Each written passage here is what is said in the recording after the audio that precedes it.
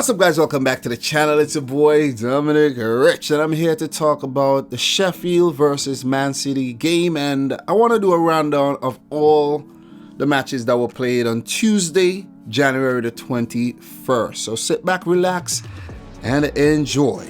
I know some of you guys are probably saying, like, I saw you made videos on the Arsenal game, on the Newcastle Everton game. Where is the video on your Man City match? But guys, I just wanted to settle myself, relax a while before I talk about our performance today. But before I get into the Sheffield City fixture, let's just do a quick rundown of the matches that were played today, Tuesday, the 21st of January. These matches are coming in so fast, guys. I did not even get a chance to talk about the other fixtures over the weekend. I spoke about our 2-2 draw against Crystal Palace. I spoke about Liverpool's win against Man United, and that's about it. I didn't get to talk about the other 8 fixtures. It's sad. It's really sad. The schedule is so congested, and then you're gonna bring on matches 2 days later? Like, how are we supposed to? Oh man, it's a lot. It's a lot. It's a lot of football to digest. That is why I tell you guys I don't even remember what happened over the weekend, because it's like you have to forget about the weekend matches and this. Oh man, look at what just happened today. That's basically what is going on, because it's like it's all the what happened 2 weeks ago, guys. I can't remember. I don't know. You'll have to remind me, because I don't remember. But it's match 24-38 of the 2019 English Premier League season. Let's do a quick rundown of the games that were played today. Bournemouth 3, Brighton 1. Bournemouth finally picking up a win. It's been a while. It's been a long time since Eddie Howe and his boys picked up a win, and it seems like Eddie is going to keep them up. It seems so. So in this game, Harry Wilson scored in the 36th minute, then an own goal from Pascal Gross, and then Callum Wilson getting on the score sheet in the 74th minute. Aaron Moy bagged a consolation goal for Brighton. 3-1 win for Bournemouth here. In terms of standings in the table, Bournemouth 18th, 23 points. Tied on points with Watford. I'll get to Watford just now. They're above Norwich, who plays tomorrow. As for Brighton, they're 15th, 25 points. Not safe in terms of the, dropping back down to the championship just yet. So they have a lot of work to do. Graham Potter, you guys have a lot of work to do. But didn't watch this game, didn't get a glimpse of anything. I'm just basically sharing the score with some of you guys who actually care. Just because I'm doing a rundown of the fixtures too. But many people don't really care about Bournemouth versus Brighton. Like, how many people actually watched that when Arsenal and Chelsea were playing today? You know what I'm saying? Aston Villa 2, Watford 1. A remarkable come-from-behind victory for Aston Villa. Deeney, 38-minute goal. That was a brilliant headed goal. Deeney making up for his penalty miss against Tottenham over the weekend. I didn't get to talk about that. I didn't get to talk about Ignacio Pussetto with his goal line clearance. I didn't get to talk about any of that. Gazaniga with the big save. I didn't get to talk about any of that. Dele Alli throwing a tantrum when he came off the field. I didn't get to talk about that. But it's all right. It's gone. It's gone. It's gone. But Aston Villa, 68-minute goal from substitute Douglas Luiz, the former Man City player. Think about if we still had a player like Douglas Luiz. Very, very good player. Never got to play for Man City because of, work permit issues and the amount of, he wasn't going to get paid enough at City to make the quota, basically. But at Aston Villa, definitely makes the quota. So, Douglas Luiz, brilliant goal, and crowd surfed. Jumped straight into the crowd. Brilliant, brilliant, brilliant to see. Did pick up a yellow card for it, of course. Of course. Very, very dangerous thing he did there. Very, very dangerous, but it was nice to see, though. Lovely, lovely, lovely moment for the sport. Tyrone Ming, 95th minute goal.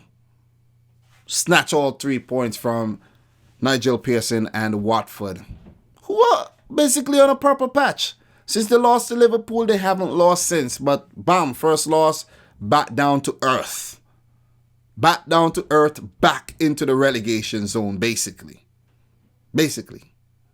Did they even come out? I don't think they jumped. They did not come out. What am I saying? They didn't come out the relegation zone. But yeah, Aston Villa back ahead of Watford. So with that win, Villa jumped out the relegation zone. They have 25 points. They're in a good spot right now, but still they're not safe. Watford 19th. 23 points. Why is my phone vibrating so much? I don't get it. So good win for Villa, man. This is a really, really good win for Dean Smith and his boys. They need this and probably could be the catalyst for them staying up this season. Brought in Pepe Reina, just signed in Buona Samata, so they're bringing in reinforcements, for those nasty injuries that Wesley and Tom Heaton suffered. So all the best to Villa, man. All the best to Villa. If you go down, you're going to lose Grealish, so all the best to you guys. If you stay up, you stay up. If you don't, you don't. I'm not a Villa fan, so that's the best I could do. Crystal Palace 0, Southampton 2. Big win for Southampton on a roll. Let's give Southampton a big round of applause, man. Let's give Hassan Hutel. You're doing the damn thing, man. The Southampton board, for sticking with Hassan Hutel and not joining the sack race. Because Hassan Hutel could have got sacked. Southampton were utter garbage the early part of the season. Garbage. But Nathan Redmond and Stuart Armstrong with the goals. 2-0 win over Crystal Palace on the road. Palace, you want to draw against us, but you can't beat Southampton? Come on, what is going on here? Palace were on a roll with all these draws, and now you're going to drop an L. So, Southampton, man, they're doing well. They're not... Oh, my goodness. Southampton are in the top 10, guys. Could you believe this? Southampton are in the top 10. 106 Park, top 10, Southampton. Southampton at 9th. Southampton are above Arsenal right now. Are you kidding me? 31 points. Still not safe. Could still go through a bad patch. Could still collapse. But, damn, 31 points. Awesome stuff, Hassan Hutel, man.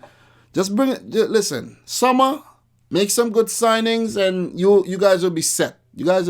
Maybe not for life, but you guys will be set for a few more seasons.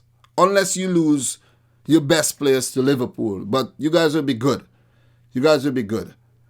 As for Palace, they dropped to 11th, 30 points. Still need 10 points to assure safety. Hodgson, got to do better than that. Man. But, big win for Southampton nevertheless.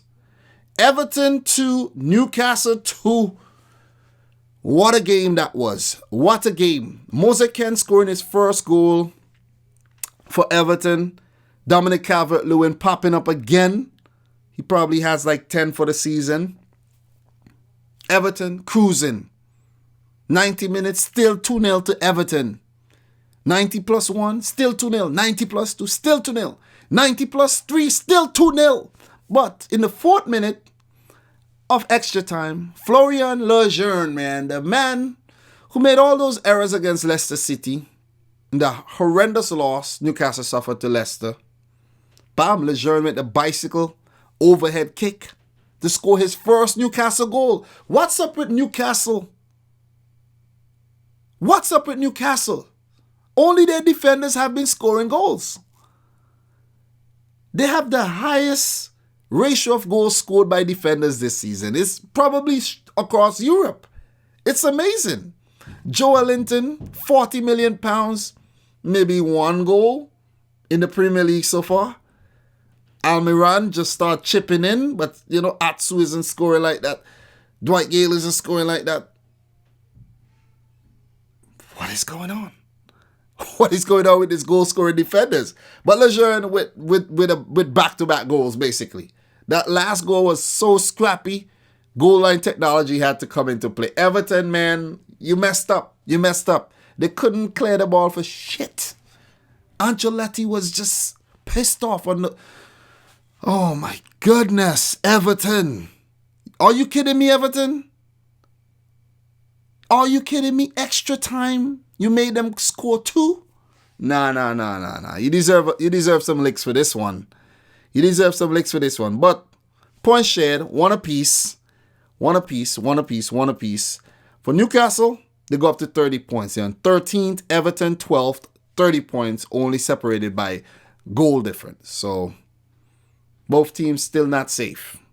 It's an interesting battle from 8 to 20. You know what I'm saying? Only guys, 14 points separate Tottenham from Norwich at the bottom. Tottenham 8, Norwich at the bottom. It's sick. It is sick. And the last game before I get into the City, Sheffield, Chelsea 2, Arsenal 2, another dramatic one. Red card for Arsenal, David Luiz. Mustafi, oh my God. What are they supposed to do with a player like Mustafi? What are they supposed to do with Mustafi when you're making errors like that? You got a chance to start under Arteta. Poor Arteta. He left City where, wasn't a lot of head scratching. Took the job at Arsenal and, you can't blame him. Former player, you gotta go on and coach his, beloved Arsenal. Even though maybe Everton is his beloved team, but still, let's just say beloved Arsenal. Last team he played for before he retired. Headache galore. Aubameyang red card. Serving suspension. Got to deal with Ozil. Got to deal with Xhaka. Got to deal with Lacazette. Got to deal with Pepe. It's a tough job. Got to deal with having no defense whatsoever. David Luiz sent off after Tammy Abraham got the ball before Leno did. Go around Leno. David Luiz had to take him out. But if you watch the replay closely, Mustafi had actually came back to cover in time. Maybe Abraham would have shoot the ball and scored it, but still, Mustafi managed to recover, but David Luiz had already taken him down. But I like what David Luiz did because it gave Leno a chance to save the penalty, which he didn't. Jorginho slotted it away nicely. Chelsea, they conceded. Arsenal defending the corner. Mustafi releasing Gabriel Martinelli, who has been on fire this season. Great scouting by Arsenal to pick him up out of obscurity in Brazil. They got him before Real Madrid did, and that's a great job. Good scouting. I commend you, Arsenal, for doing that. Great scouting in terms of Guendouzi as well. Didn't have to pay a whole lot of money for these players, and they have been good. They have been really good. Better than the players you paid 70-something million pounds for. But Martinelli running at Chelsea's defense. N'Golo Kante, the last man, staying there to mop up in case something happened. The ball got a bad touch on Martinelli, and Kante kind of turning around, got his legs mixed up and slipped. Martinelli got him behind, dispatched it past Kepa, who's very terrible in goal. When you think about it, his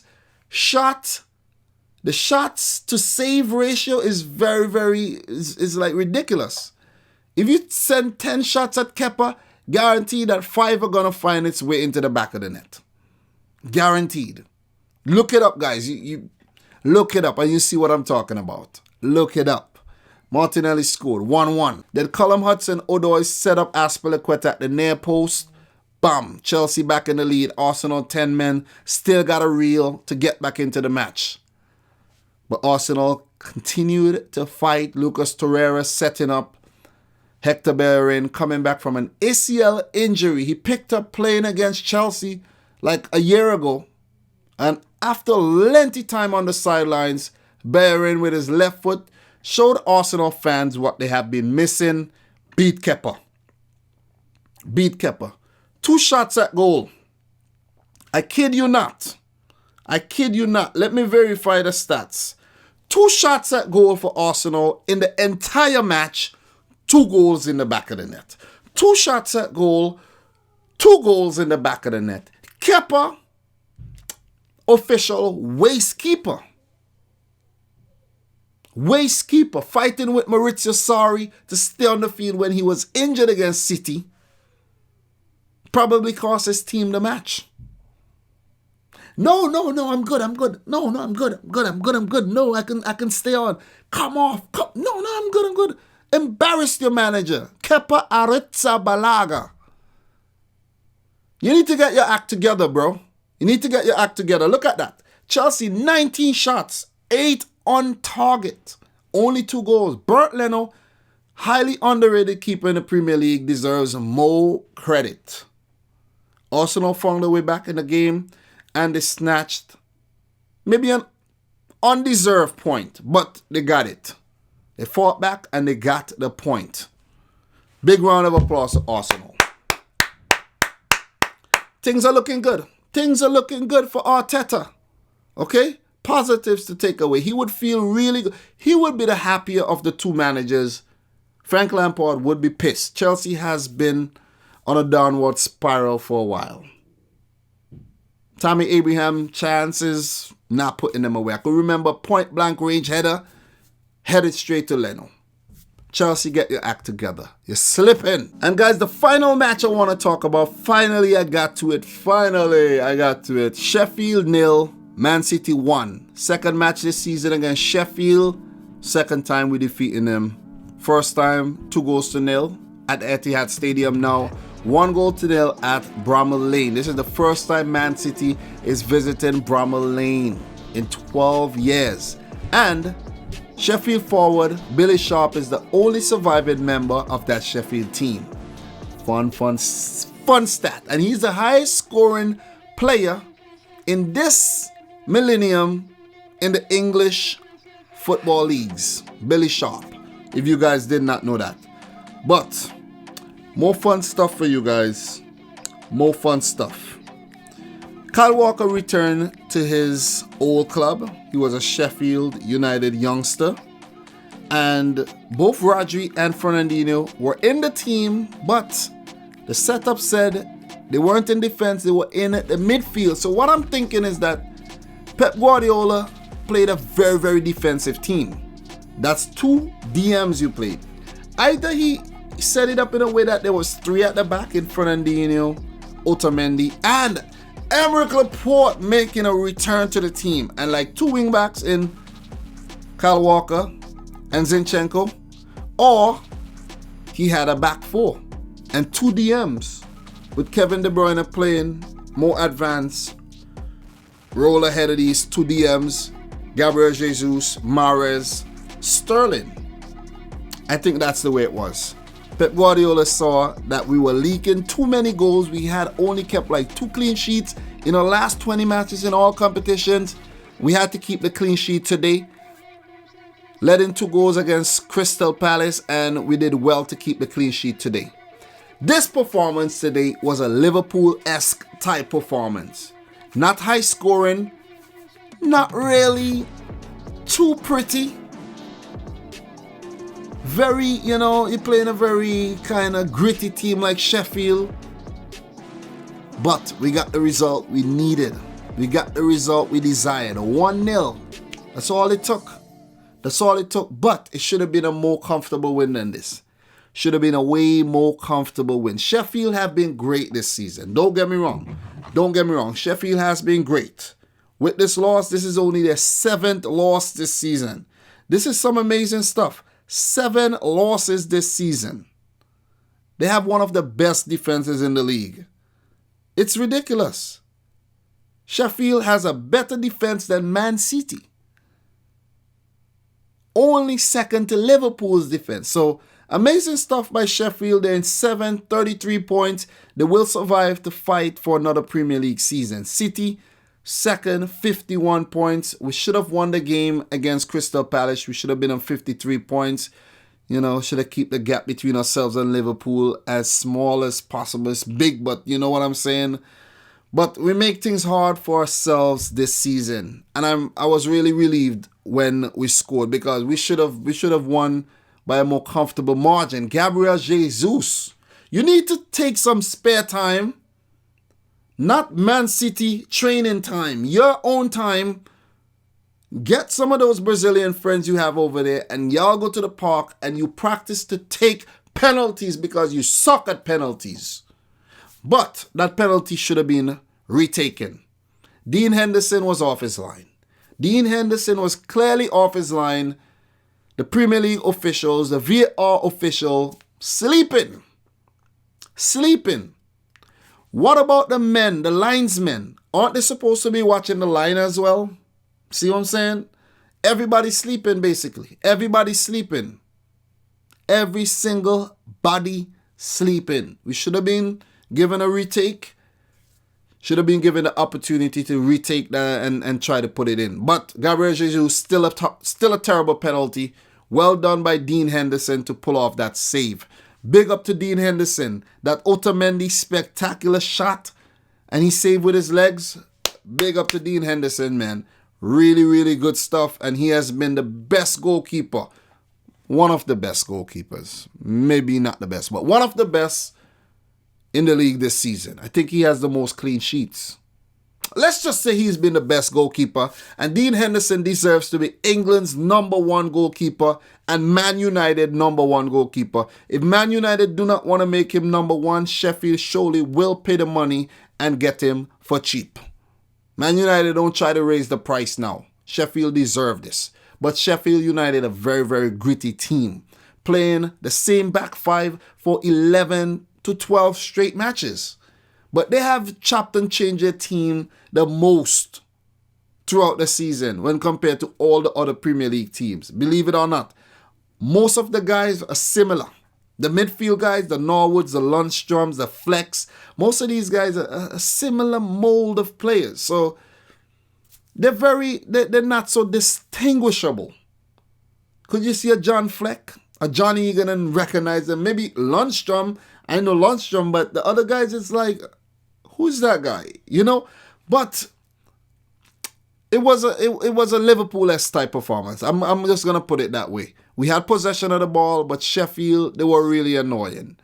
They weren't so threatening on the attack. They got in a few times, but offside, they were offside. And the time Oliver McBurney got in behind, almost scored, he would have been offside. The closest opportunity was Lys Mousset's back heel. But when we scored, though, it took Pep Guardiola taking off Gabriel Jesus to bring on Aguero for us to score that goal. Kevin De Bruyne, how many assists is that this season? It's like 15. Oh my God, look at that ball. Look at that ball just curl around the defense. Aguero at the far post for a tap in. That must see was his like 4th touch of the game. But Aguero should have started this game. I think Pep Guardiola chopping and changing this team a bit too often. And I think that's what's been costing us. I don't mind you rotate, but it's too often. Like, look at that. Look at when Kyle Walker play. Kyle Walker, if Kyle Walker was there against Crystal Palace, we would have won that game. Kyle Walker would have catch Zaha, for sure. He would have caught him or he would have took him out. It wouldn't have been John Stones. John Stones is too timid. He's too mild. Need to be a bit tougher. Need to be a bit more steel, like these Sheffield guys, you know, Blades, Sheffield, Steel City. But I was satisfied with the performance. I was really satisfied with the performance. I like the lineup. I really, really like this lineup. The Edison, Otamendi, Laporte, man. Laporte is back. And he almost got cleaned out too. It's a good thing he was taken off. Eric Garcia came on and Eric Garcia looked good. Mahrez was lively. Sterling had a so-so game. Sterling has been so-so lately. De Bruyne, brilliant. Brilliant. Rodri and Fernandinho, they worked hard. They worked really hard and they made it hard for Sheffield to penetrate our defense. Zinchenko, he's not adventurous, so it was really good to have Zinchenko back there. It was really good. Kyle Walker and Zinchenko are good in defense because you have these guys don't venture forward on too many occasions. Just think about it. They allow the wingers to do their thing and they stay back. So you tend to see when a Kyle Walker and a Zinchenko play, we don't... You tend to have more City-type results when these guys are playing. I want to see this kind of setup going forward. I don't want us to be too expansive.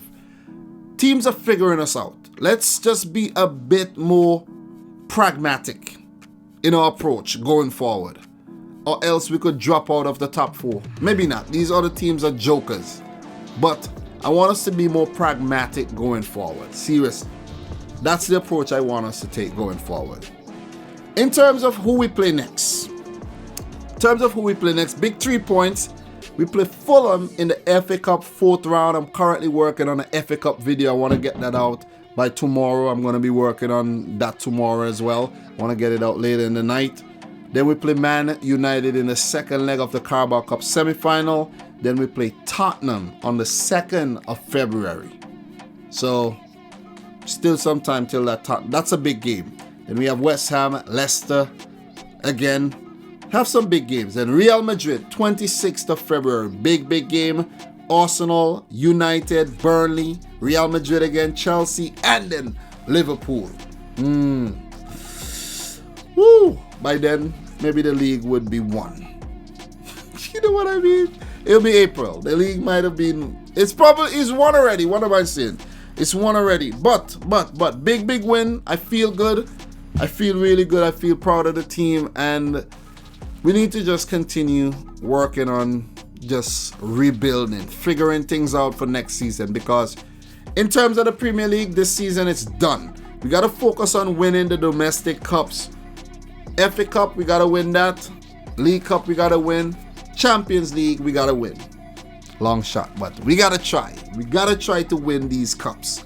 Guys, I'm your boy Dominic Rich. That's all I have for now. I just wanted to share my thoughts and just spill my guts. You guys know I love to just spill my guts, say what I have to say. I don't want to hold anything back and make no quick 5-minute video. I just want to talk and get everything covered. So if you're new around here, don't forget to subscribe, smash the thumbs up button, guys. I'll be back tomorrow and I'll be back Thursday, Friday, every day I'll be here. Every day, I'm on a grind. So, from your boy Dominic Rich, thanks again. Peace out.